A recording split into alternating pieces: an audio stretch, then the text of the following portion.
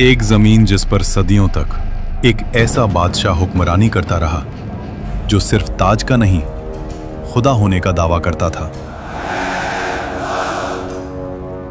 मैं तुम्हारा सबसे बड़ा रब हूं, जिसके लिए लोग जमीन पर नहीं सजदों में चलते रहे।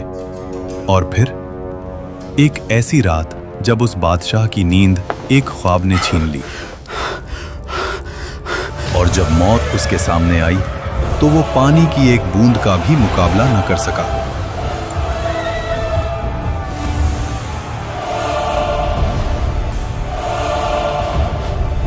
अल्लाह ने उसके जिस्म को जमीन में दफन होने से भी रोक लिया और कयामत तक उसको इबरत का निशान बना दिया। मिस्र, उस दौर का सबसे ताकतवर मुल्क, नील के किनारे बसे शहर जहां फसलें सोना उगलती थीं, बाजार भरे हुए,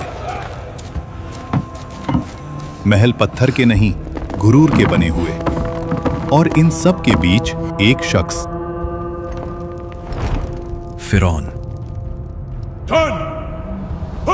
उसका हुक्म सिर्फ कानून नहीं था, अकीदा था। लोग सिर्फ उसकी बात नहीं मानते थे, उसकी बात पर ईमान रखते थे। वो कहता था, मैं तुम्हारा सबसे बड़ा रब हूं। और मिस्र खामोश रहता था। उनके घर अलग थे, उनका लिबास अलग, उनकी जिंदगी अलग। और जोर लगाओ। उन्हें गुलाम बना दिया गया। उनके मर्द सुबह से शाम तक पत्थर उठाते, महल बनाते और रात को थकाए हुए गिर जाते। फिरौन ने जानबूझकर इस कौम को कमजोर रखा। Bloody civilians! क्योंकि जो कौम कमजोर हो वो कभी तख्त को नहीं हिला सकती। इब्ने कसीर के मुताबिक एक रात फिरौन ने ख्वाब देखा। उसने देखा कि बैतुल मुकद्दस की तरफ से एक आग निकली जो मिस्र के घरों को जला रही थी, लेकिन बनी इस्राएल के घर महफूज थे। फिरौन हरास होकर उठ बैठा। ये पहली मर्तबा था जब उसने खुद को कमजोर महसूस किया। उसी रात नजूमी और इल्मे गैब का दावा करने वाले दरबार में बुलाए गए।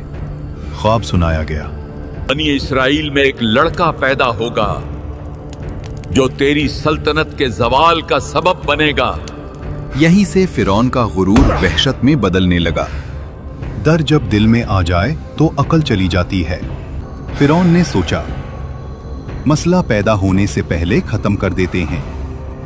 और फिर वो हुक्म लिखा गया जो कानून नहीं, कत्लनामा था। फिरौन ने कहा, बनी इस्राइल के हर नए पैदा होने वाले लड़के को मार दो। शहर शहर तलवार चली, माओं की गोद उजड़ी, हजारों मासूम जान से गए। इसी जुल्म के दौर में मूसा अलैहिस्सलाम पैदा हुए। उनकी वालिदा हर पल खौफ में रहती थीं। अब एक उस माँ ने खामोशी से मूसा अलैहिस्सलाम के लिए एक संदूक तैयार किया और उसे दरिया में रख दिया।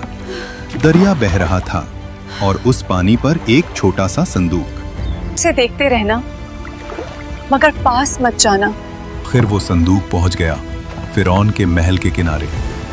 फिरौन की बीवी हजरत आसिया जब संदूक देखती हैं तो उसे खुलवाया जाता है, और जैसे ही उनकी नजर उस बच्चे पर पड़ती है, अल्लाह उनके दिल में रहमत डाल देता है। वो फौरन कहती हैं, इसे कत्ल ना करो, शायद ये हमारे लिए फायदेमंद हो, या हम उसे बेटा बना लें। ये बच्चा क्या बिगाड़ लेगा? मूसा अलैहिस्सलाम किसी और औरत का दूध कबूल नहीं करते। महल परेशान हो जाता है और तब वो बहन आगे बढ़ती है और कहती है, मैं आपको एक ऐसी औरत का बताती हूँ जो उस बच्चे की परवरिश अच्छी तरह कर सके।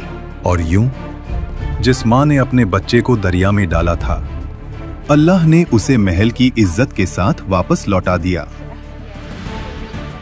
वक्त गुजरता गया और मूसा अलैहिस्सलाम जवान हो गए। मूसा अलैहिस्सलाम शहर में आए और वहां दो मर्द, एक बनी इस्राइल से और एक मिस्री, दोनों लड़ रहे थे। बनी इस्राइल का आदमी चीख कर बोला, मेरी मदद करो। वो आवाज सीधी मूसा अलैहिस्सलाम के दिल में लगी। मूसा अलैहिस्सलाम आगे बढ़े। उन्होंने एक मुक्का मारा, मिस्री जमीन पर गिरा और फिर उठा नहीं। मिस्र ने माफ नहीं किया। शहर में आग लग गई, दरबार में शोर। फिरौन का चेहरा लाल। हुक्म निकला,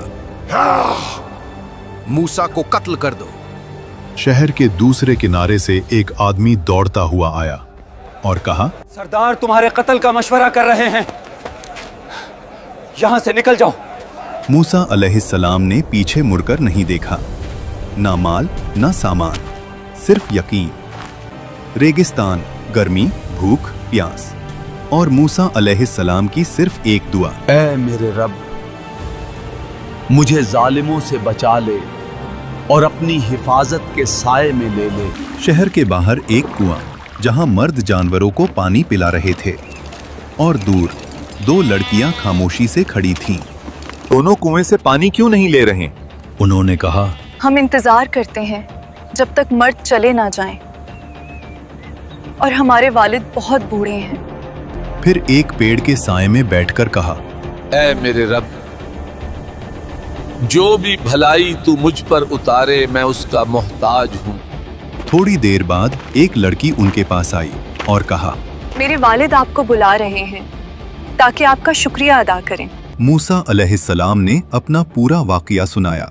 शुएब अलैहिस्सलाम ने कहा, डरो मत, अब तुम जालिमों से महफूज हो। अब्बा, इन्हें काम पर रख लें। ये ताकतवर भी हैं और अमानतदार भी। अपनी बेटी का निकाह तुमसे करना चाहता हूँ, शर्त यह कि 8 साल हमारी खिदमत करो और अगर 10 साल पूरे करो तो तुम्हारी मर्जी। या चराना, तन्हाई, सब्र, रहमत और अल्लाह यही से नबी बनाता है।